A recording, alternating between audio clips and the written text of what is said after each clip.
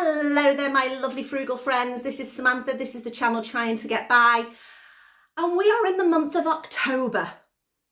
So we're going to see what soups we are going to make this month. I don't plan ahead generally on what soups I'm going to make because it depends on what I get in oleo boxes, what food needs using up out of the fridge or the freezer, and just depends on what I have in, and plus a little bits about what I quite fancy at the time of making. So take a look at the 4 soups that I'm going to make this month. So this is a Thai style soup we're going for that I found online. I'll put a link to the recipe I've kind of borrowed from in the description box. Let me get through the ingredients with you. So onion, ginger, garlic, courgette. Still not finished it. There's still loads in the freezer as well. But anyway, courgette, some sweet corn that I just got out of the freezer. Then medium curry spice, turmeric. Because it's turmeric, we've got black pepper because they work so well together. We've got a stock cube. I'm not using my bouillon powder because I just don't want this to overtake these flavours. And then just at the very end of the recipe, it's just a little bit of coconut cream. So the thick part of the coconut. But if you've seen me use this before, this is 94% coconut milk. I love it. So we'll just use some of that at the end. The main thing I've got going at the moment is I have got some oil in there and a little piece of onion just to check that the oil is hot enough. And so we're just going to sweat down those onions. Set my scraper, get those onions in, get them sizzling.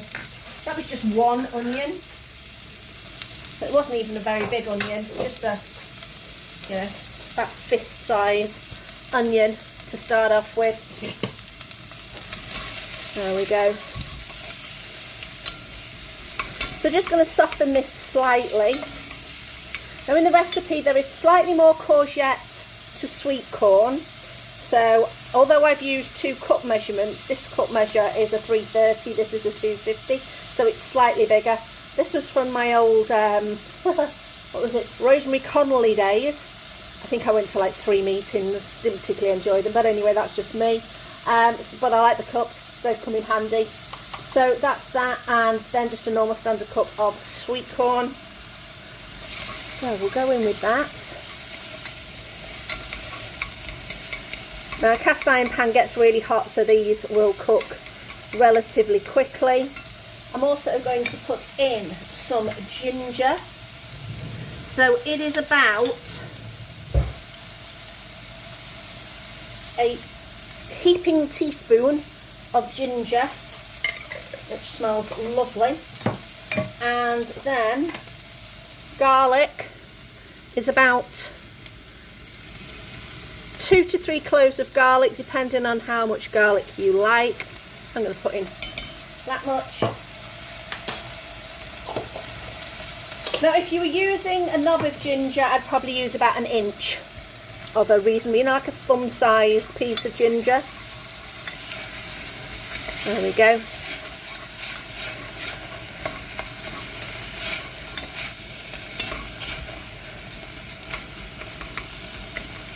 Like I say, I'm just going to cook this down for a little minute. I'm going to put the courgette in next. Make sure we get all of that. And then the sweet corn. And then once you get to this stage, it's pretty easy to get going. All you need now is your curry powder. About a teaspoon and a half. About 3/4 of a teaspoon of turmeric. Go in with some black pepper. Oh, just what's that, about 1/4 of a teaspoon of black pepper. Give that a little mix. There we go.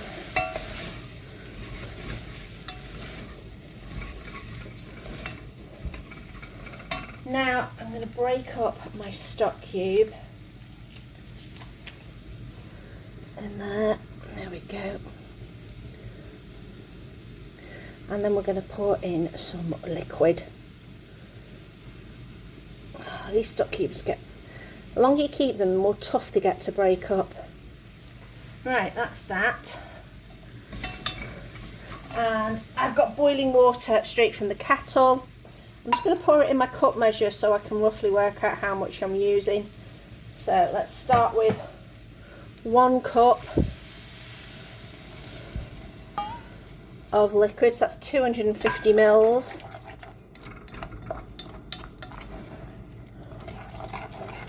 Make sure you scrape all that flavour off the bottom. I think a little bit more, so I'm going to maybe do another 100 mils.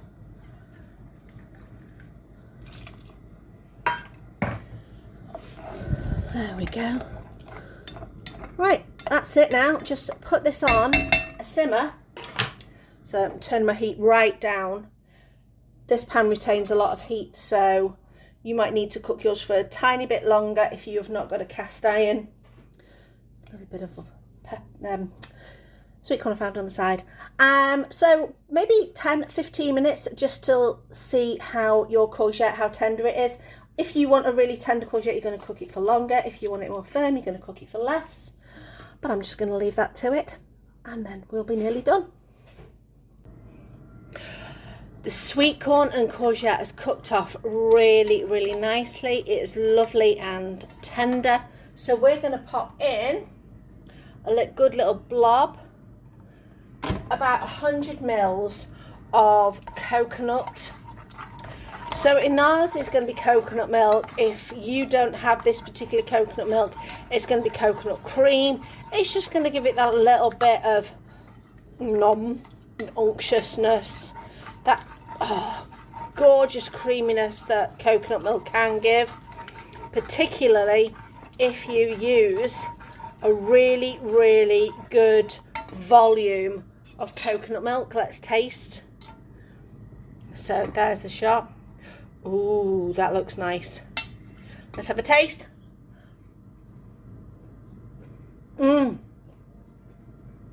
Right.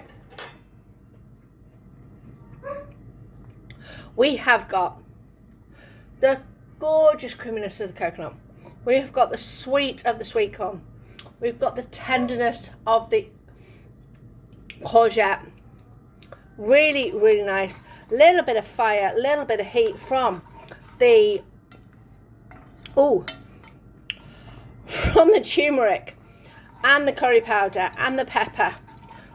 That is going to be really tasty and a great simple dish for tonight.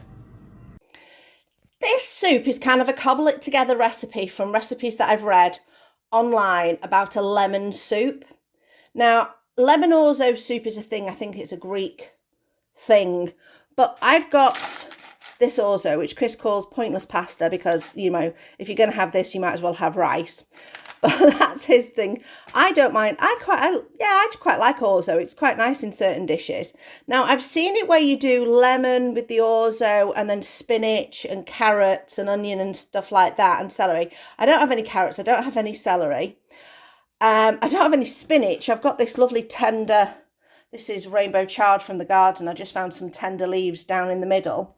So I'm kind of going to do the orzo and lemon and onion, and I'm going to cut there's still so much of this left, and it's still in good nick. It's not softening at all. It's so tough. I'm going to use a little bit of that. I'm going to chop it really, really fine. I'm going to chop my onion really, really finely. I'm going to fry those off, cook the orzo, add that near the end. Oh yeah, I've got some garlic as well. Nice big fat garlic clove.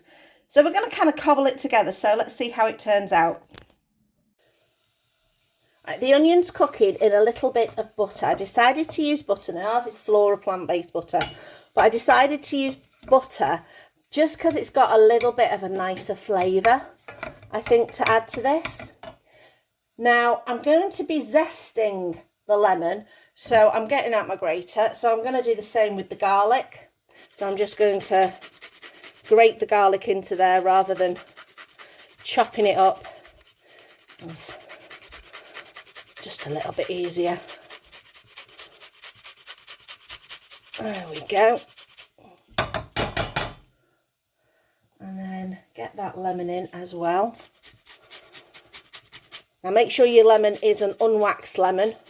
If you're not sure, hopefully your label should say, but you can often feel on the outside if you run your nail down it, if it's got a wax coating on it. Or if you put it in boiling water, you can start to see the like wax layer melting. So just like I say, make sure it's an unwaxed one, because you don't want wax in your lunch. There we are. Oh, don't forget to wipe the back because you will miss some of that. There we go. Give that a little mix. And then I'm going to add our courgette, which I have finely diced. Cook that off a little bit. And pretty much in the time it takes me to boil a kettle, this will be ready. My kettle has boiled. I'm going to sprinkle in my orzo.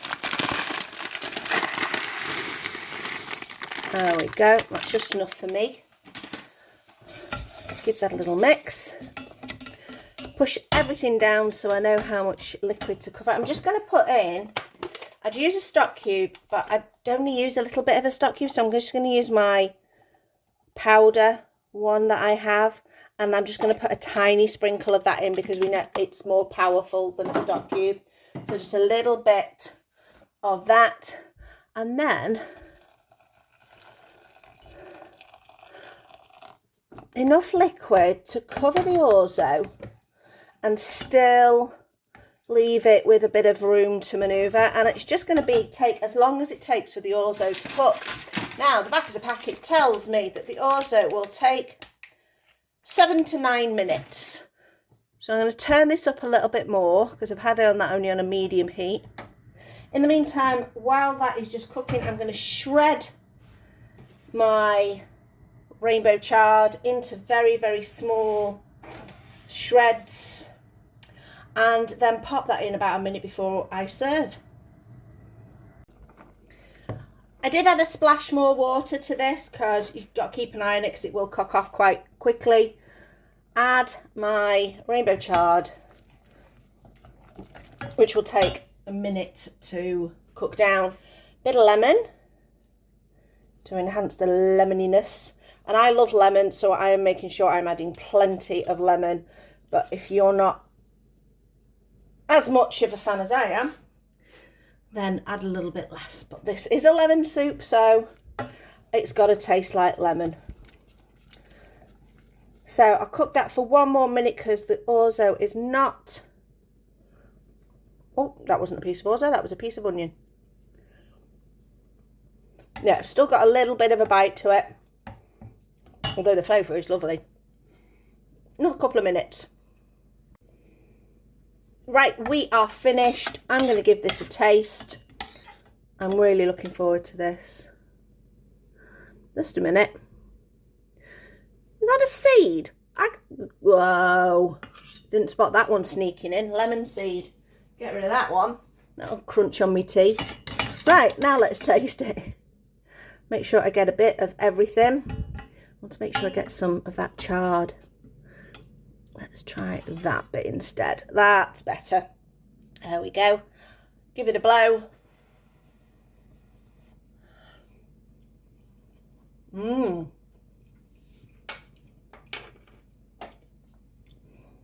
Oh yeah, that lemoniness is so nice. Well, that's my lunch sorted for today. Saves Chris eating any of the orzo. How cute is this little cauliflower? Look, it's smaller than my hand. It's so cute. I'm going to use some of this to make something for my lunch. I'm going to make, this is going to be quite random, a curried cauliflower noodle soup. Really easy. Let's chop up the cauliflower and we're going to cook it in the air fryer. Because I am too lazy to do it any other way. Feeling today? We've got the feels of the laziness. Now you can use the leaves in recipes, but obviously for this recipe I'm not going to, because I want the kind of crunch of the cauliflower. So all this is just going to go in the fridge, no, in the freezer food bag, excuse me, for veg stock.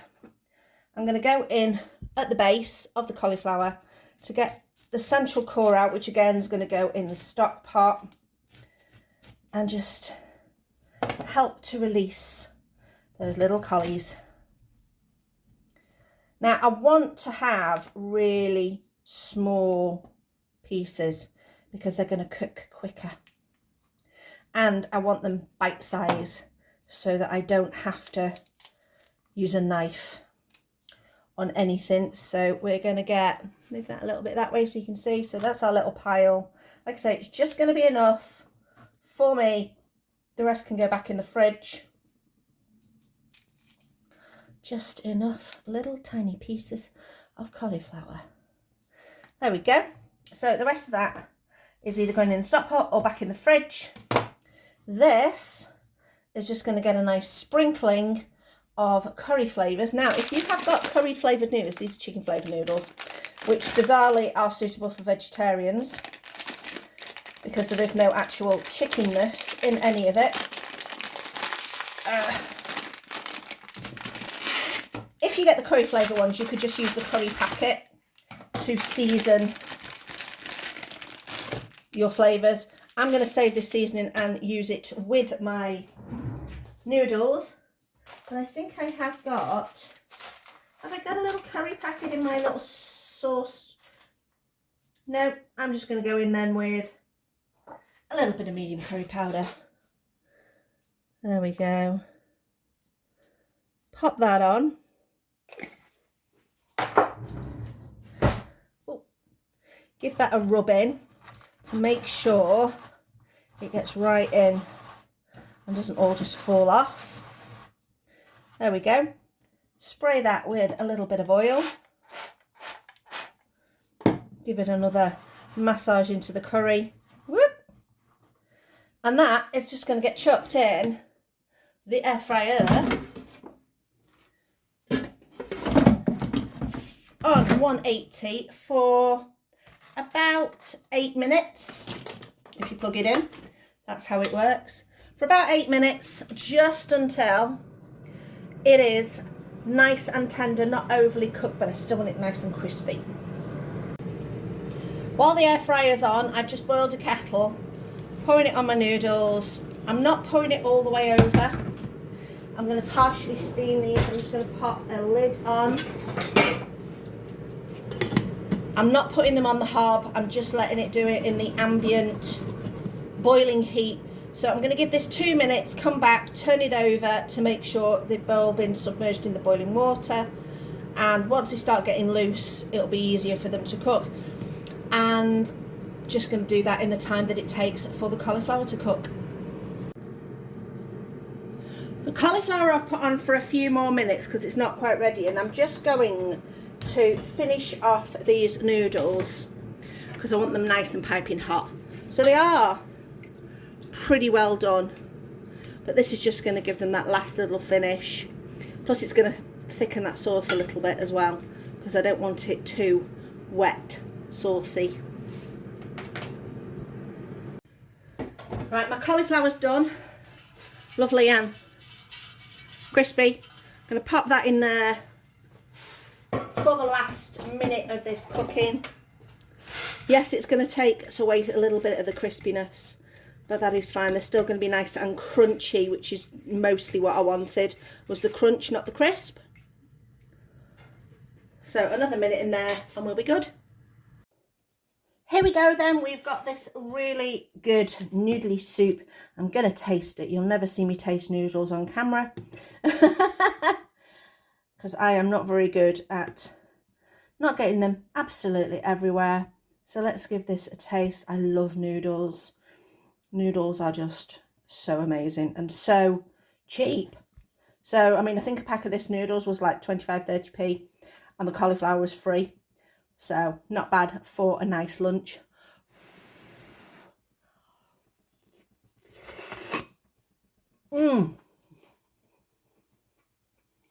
For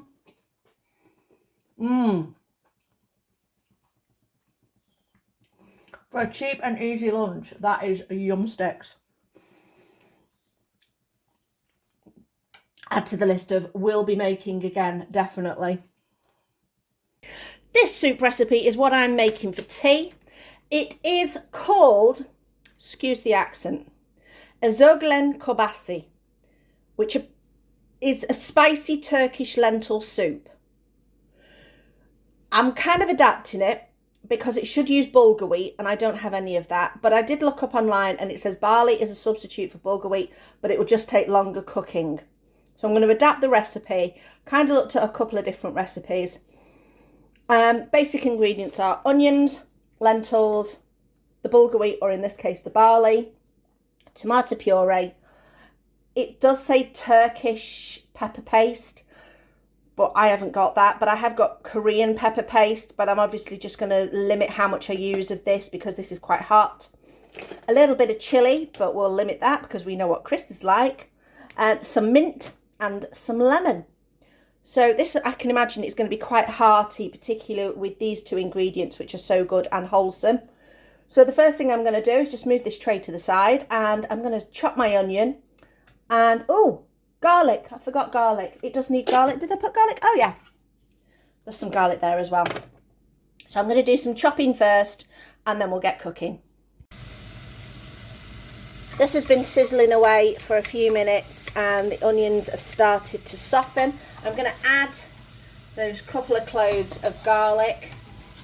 Now when I was mushing down my garlic with my knife, I did put a sprinkle of salt on there to help crush it up. So be aware that salt has been added at this stage. If you're using garlic from a tub or something like that, you've not added any salt, so you might need to add some a little bit later on. There's only a little sprinkle just to help get everything going. I'm going to now add some of my bouillon powder. We're going for good strong flavours with this, so a tablespoon of good quality bouillon powder, and if you've not got that, at least 2 stock cubes, just to give it that really good flavour. And then we are putting in our barley, and for this recipe, because we're just making it for 2, I'm going to put in a 1/4 cup of barley.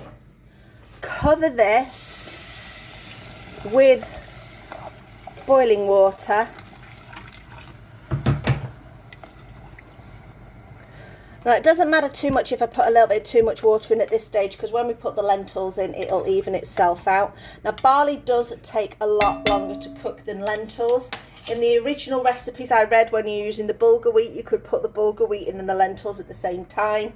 So I'm going to give this a good 20 minutes and then see how tender the barley is, and then decide put the lentils in or wait a few more minutes.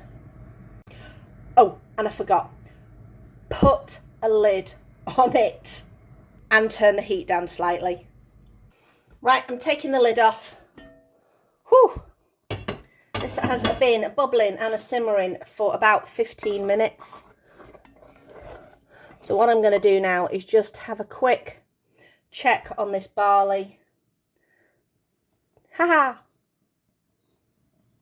Okay, so the outside is softer, the inside has still got a reasonable bite, so it's time for the lentils to go in. In they go. Give that a mix. I'm going to leave the lid off this time. I'm going to add a little bit more water. Not much, just maybe another 50 mils. Leave this on a simmer for about 30 minutes. We have been simmering away for quite a while now. Everything is getting really nice and tender. So now is the time to add all the flavours. We're going to start with our tomato paste. I'm going with a good, that's about a tablespoon, 2 tablespoons of that. Now, depending on how spicy you like things, we're going to put in this gochujang. I'm putting in a heaping teaspoon. She's going to get all over my finger now. There we go. Heaping teaspoon of that. Quickly wipe my finger, otherwise I'll end up with an orange pink finger for the rest of the day. A tiniest of tiniest pinches of chilli because of Chris. Mint, probably a 1/4 teaspoon of mint, and a good thing of lemon. And let's not get seeds in, because the last time I used lemon in a soup, I think it was it the orzo dish that I made this month? Lemon orzo, I ended up with a little bit of seeds in there, and there are quite a few seeds in that one. A little bit more, nice amount of lemon. There we go. Right, hopefully I didn't miss any seeds in that one. We're going to give this a mix really well, which is now going to give us that brightness of colour. There we go.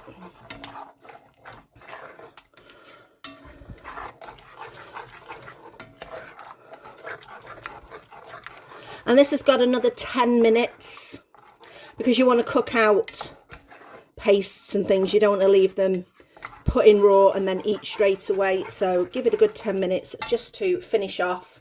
Make sure that mint gets in there properly. Okay, there we go. And then tea will be ready. Right, we have simmered away now for that last 10 minutes. This is pretty much ready to go. I'm just going to have a little taste to see how we are. See if everything's nice and tender. That's the main thing you're going to focus on, is everything nice and tender. If you want the barley to still have a little bit of bite, that's fine. But you want your lentils, you don't want your lentils crunchy. Let's have a taste.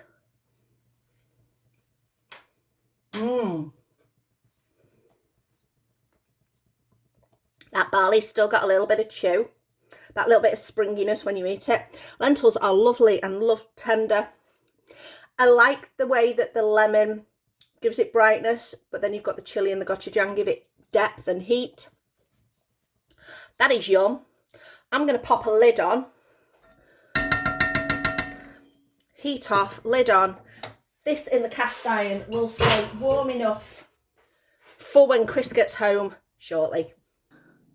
4 super soups, using up some oleo bits and bobs, plus some things from the back of the cupboard that I forgot I had. I forgot I had barley. And so when I was looking up the lentil Turkish soup, I was like, when it said bulgur wheat, I was like, no, I don't have bulgur wheat. And then it dawned on me I had barley, which hasn't been used for ages, but it's been in a sealed container. It's absolutely fine. Things like that last for a good long while if you keep them all nice and sealed and airtight. Which soup was your favourite? Let me know in the comments below.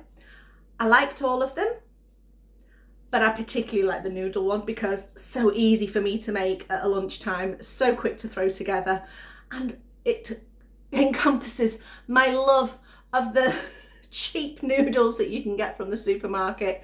So easy, so simple to use, and can be made into all sorts of dishes. I think I've even done a noodle video. I will put a link in the description box below on my different ways of using noodles in different dishes. So I hope you enjoyed this video. We're looking forward to November and seeing what soups we come up with for that month. Thanks for watching, and I'll see you next time.